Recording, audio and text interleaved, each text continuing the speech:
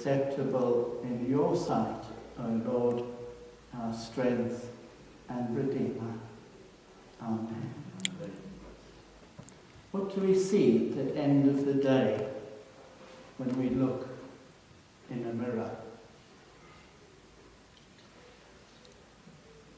What does our life look like when we compare with what we value, with what we've done?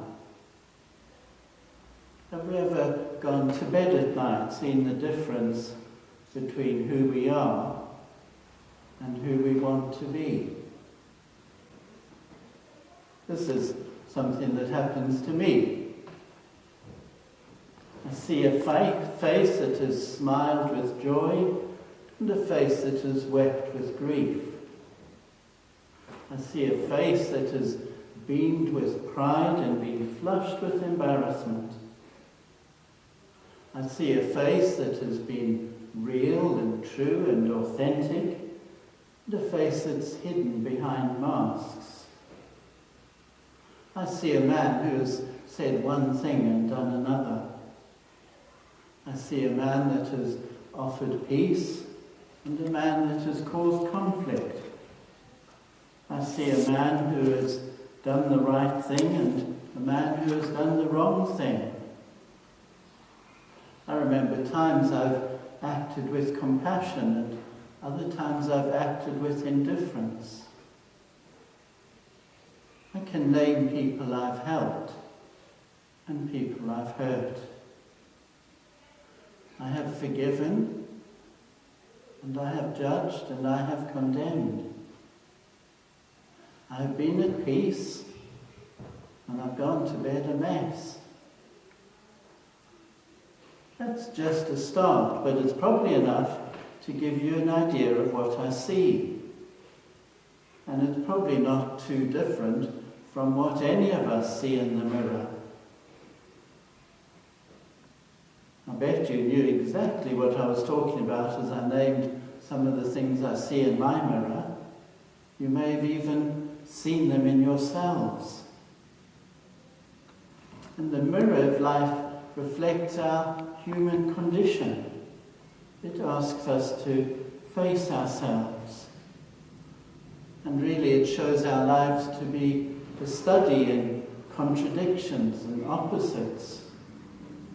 The wars and conflicts in our world, the divisions in our country, dysfunction in our families, reflects the contradictions and opposites that live within each of us.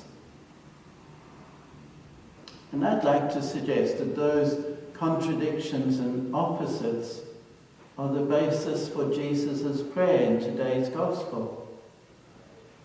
It's not, however, just our opposites and contradictions. Look at the opposites gathered round that table at the Last Supper. Life and death, the bread of life, and Satan entering Judas, Peter, the rock on whom the church will be built, and the man who 3 times denies knowing Jesus, Judas, an otherwise faithful disciple who betrays Jesus, and Thomas, the one who declares he will not believe unless he sees, and yet he also confesses, "My Lord and my God." And when we see the opposites in ourselves and our world, Jesus' prayer seems to become even more urgent. 3 times he prays, 3 times I read in the short gospel reading, he prays that we might become one. He asks for the same openness he and the Father share. And his prayer expresses our own deep longing for wholeness and to be one, and not 2 people as we look at ourselves in the mirror. But that's our human condition.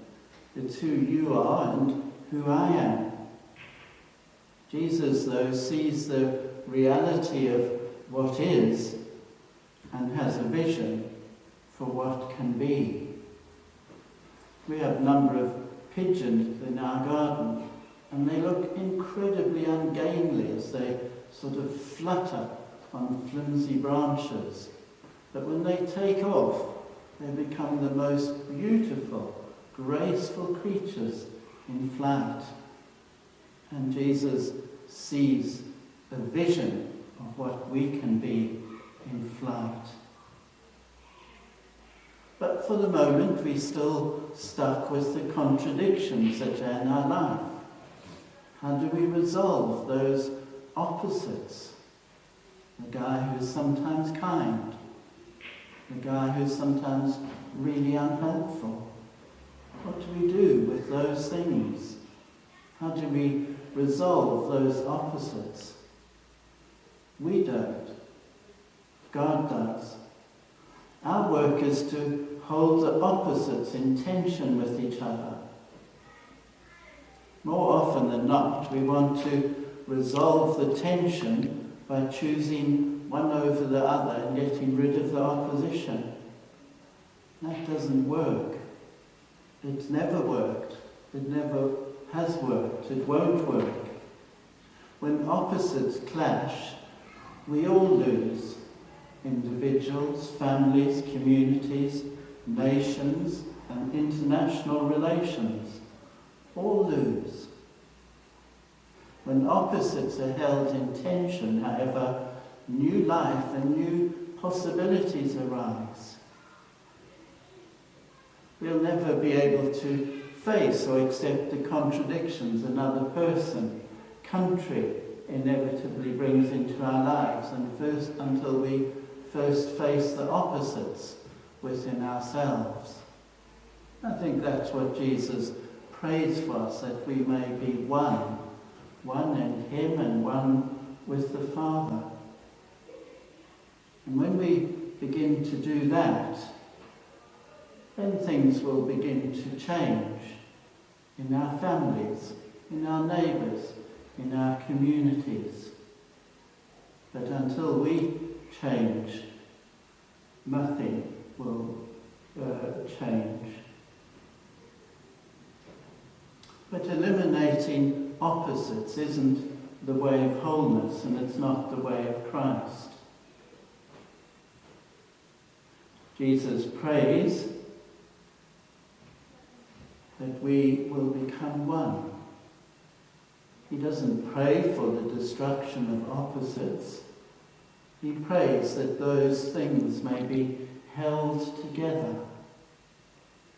And Jesus is the image, he's the teacher, the archetype of the one in whom the opposites are held in tension. He is fully divine, he is fully human. He's Son of God, and he's Son of Man. He wept at the grave of Lazarus and celebrated at the wedding of Cana. In the Garden of Gethsemane, he held his Father's will in tension with his own will. How he would have longed to have escaped from that. And in many ways, that's true for us.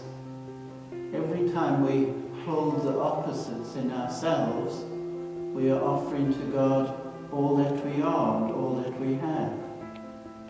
We give God something to work with. Every Sunday in many churches, when the offering of bread, wine and money is brought up to the altar, the priest will say, "All things come from you, O God, and of your own do we give you." That's not really about the bread and wine and money. It's about us. It's you and it's me. It's the oppositions within us. It's our beauty and the things we don't like about ourselves. It's who we are and who we really want to be. That's what's placed on the altar. That's what gets consecrated, transformed into Jesus, and given back to us as a new life. And I think that's God the Father answering Jesus' prayer. And I myself may be in them. The next time you see an ungainly pigeon taking off and becoming graceful, rejoice and say, thank you, God.